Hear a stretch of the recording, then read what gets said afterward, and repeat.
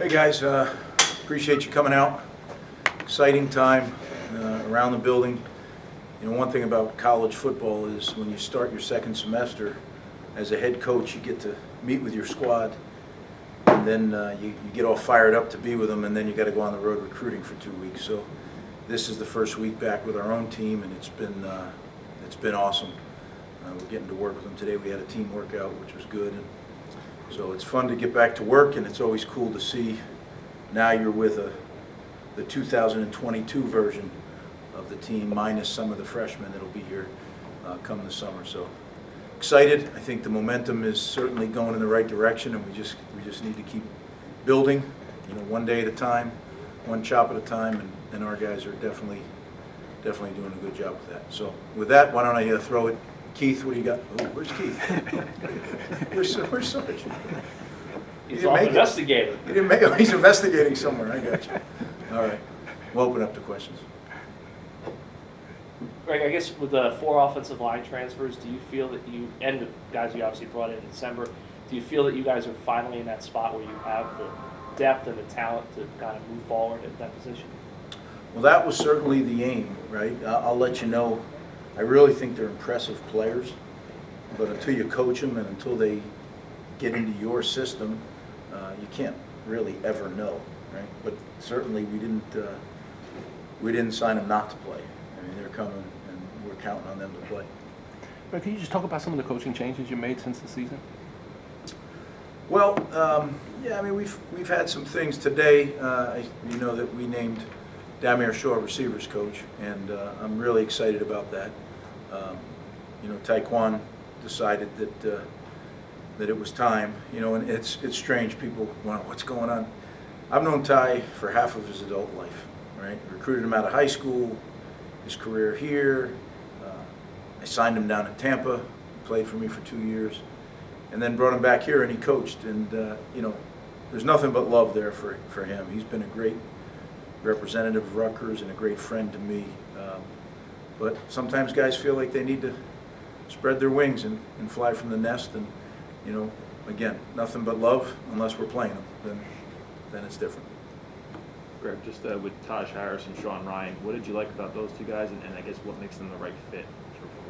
Well, they're both, you know, older, experienced receivers, and I felt like we needed to. I think we have some really good young receiver prospects in the room. They just have to grow and develop. And when you play in the Big Ten Conference and you play an out-of-conference schedule like we have, there's not time to grow and develop right out of the gate. Now, some of them will progress during spring and summer and be ready to go, but you don't know that, whereas what the portal gives you the opportunity to do is go address needs in your current lineup. And I feel like that's really what we use the transfer portal for.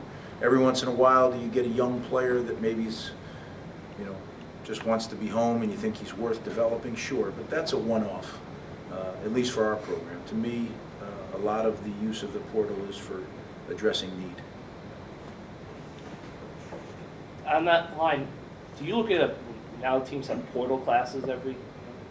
Do you grade a portal class on what they do that season? Like, do you have to be able to know? Is it an instant impact thing, more than you see? Some of these guys have more than 1 year of eligibility. Yeah, I guess it all depends on what each team's portal philosophy is. If you're bringing a lot of portal guys home that are younger players, then I don't think you can grade them on a 1 year. But if they only have 1 year of eligibility to play, and then I guess you can, because that's all you got them for. So I think every situation is different, and really every player is different. But again, in our program, if we bring a portal guy in, it's because there's a need. 90% of the time. Speaking of portal guys, you brought some interior guys, and can you just talk about them, DiRenzo and Dunlap and Schiano? Yeah, I mean, I think it all goes with the theme of the offensive line, right? I've spoke to you guys from the beginning that was certainly an area that was needed to develop, and I think that we have not developed quickly enough there, and that hurt us in our seasons, both seasons. Do I hope that this, you know, we brought in 7 freshman linemen. Some of them are here now, some will come in June. Those are the future, but there's a small gap between the future and the 2022 season, and that was the purpose of all of those portal linemen. Kind of off of that too, how important is it to kind of develop competition within that unit, and that they're pushing each other for those roles, and just kind of to have that depth that we're able to do that? No, Chris, that's exactly it, and that's it in our whole program right now. I just addressed the team. It hasn't been as competitive a room as a team, probably since we left, whatever that is, 10 years ago. But it's getting that way now. There's 3 recruiting classes in, there's, I guess, 2 portal groups that have come through, so the competitive nature in the program is climbing. It'll continue to climb, and that to me is the key. When Tuesday and Wednesday are the hardest days of the week, then you truly have a program. We're not there yet, but hopefully in the future we will be. Greg, I want to ask you more about your assistant coaching hires. I know you just mentioned Shaw, but you also hired Joe Harris-Simiak and Marquise Watson. And how much did their ties to New Jersey kind of play in the interview process? Well, I think sometimes that's how I know them. I'm familiar with them. But in this instance, both those guys are guys that I've had my eye on for some time.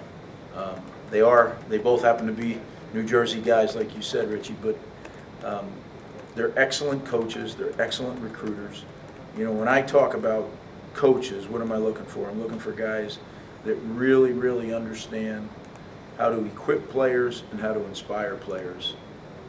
And then you need that element of being a great recruiter, right? Because that all fits together in what we have to do. We have to do all those things as coaches. There's not like a staff that goes out and recruits like in the NFL where you have your scouting department. We are it. Our assistant coaches do all the recruiting, and I think people sometimes lose sight of that. So you have to be a great recruiter, and then within your program you have to equip and inspire your players. And I think that Marquise and Joe are going to be really, really huge additions to our program. I'm very, very excited about that. Now, to piggyback off that a little bit, you still have an open coaching slot. Any update on that right now? We do have an open slot, and I am moving pretty rapidly to a position where it won't.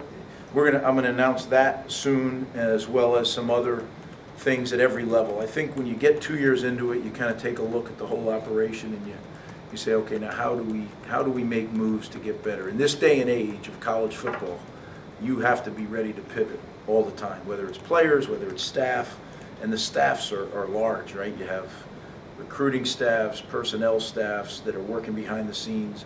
You have quality control coaches that are working behind the scenes.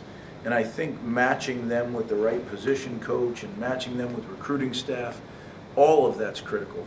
So I've been working really, really hard on that since the bowl game, really before the bowl game, to get the right people in the right seats. The old saying, you got to get them on the bus, but you got to get them on the right seats on the bus as well. So that's really been my challenge, and I think within not too long I'll be able to make some announcements on that, but just not ready quite today. As Richie said, obviously Joe and Marquise are from New Jersey, Demir's from the Philly area. In the past, was like a conventional wisdom, you need like a guy who has Texas roots or California. Are those days kind of over now, and you can double and triple down on the region, and guys can just go all over the country? So this is what I would tell you. If you're a good recruiter, you can recruit in Texas, California, New Jersey, Florida, it doesn't matter. And that's what I look for, is guys that can recruit anywhere. Now, do they have natural connections to areas? Sure. I mean, it's just as simple as I was in Philly with Demir, and he's driving around Philly, and there's no GPS on, right? He knows the back way to here and the back way to there.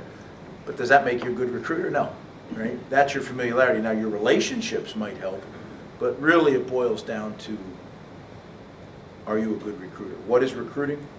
It's like anything else in life. It's hard work and it's relationships. So the guys that are willing to put in the time and develop relationships with the players, the coaches, and the extended community usually are pretty good recruiters. Time for 2 more. How different is this time around for you for signing day? Because this time, 10, 12 years ago, you're waiting for letters to come in and stuff like that. Yeah, this is very different, right? Like, they call this the signing day. They call the one in December the early signing day. I mean, really, if you're going to properly name them, December's the signing day, and this is the late signing day.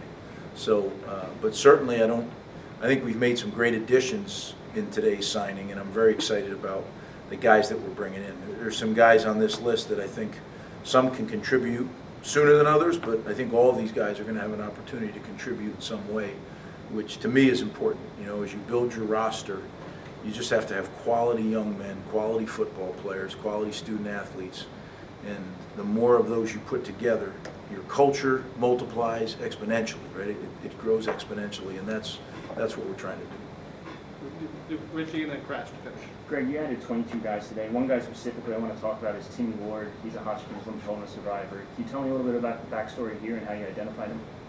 Yeah, Timmy came to us from Pennsylvania. He was an equipment manager, and a really good equipment manager, worked his tail off.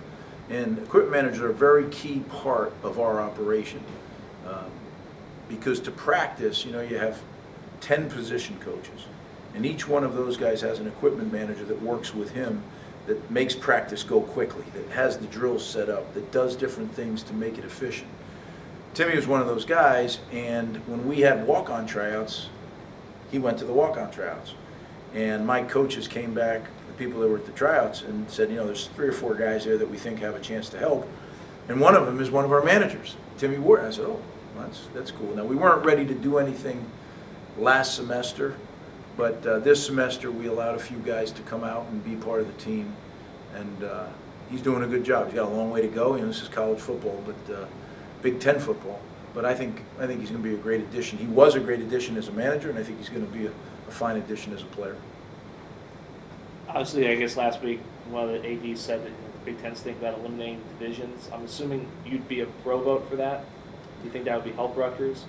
Yeah, whether it helps or not, I am a proponent of that. I think it's better for the league, but I haven't studied it for me to be able to tell you yes or no, really.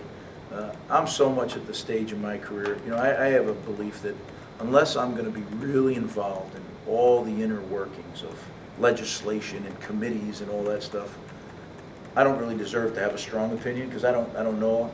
I'm at the point in my career I just want to coach our team, recruit our team, and build something here at Rutgers. And it doesn't mean that I don't care about the greater good of football or anything like that. It's just the stage that I am. And you know, if I was asked to do something for the good of the game, certainly I would do it. But I don't have enough of a knowledge to say if it's good or bad. I know what everybody said. Oh, the Big Ten, it is. The Big Ten East is one of the toughest division in college football, in my estimation. So if they mix it up, but I don't know what that means if they mix it up. Does that mean we're not going to play all those teams? You know, I don't worry myself with that. We get a schedule every year, and we got to be ready to go win games on that schedule. Guys, again, I appreciate you coming out. I know that there's a lot going on, but it's great to see you. And all kidding aside, Sarge did a great job on our beat for a number of years when I was here the first time, and it's been fun to be with him a couple of years now. And I know he's not far off, so every once in a while, I guess he'll call us from the closet and say hello. Thanks, guys. Great game. Oh.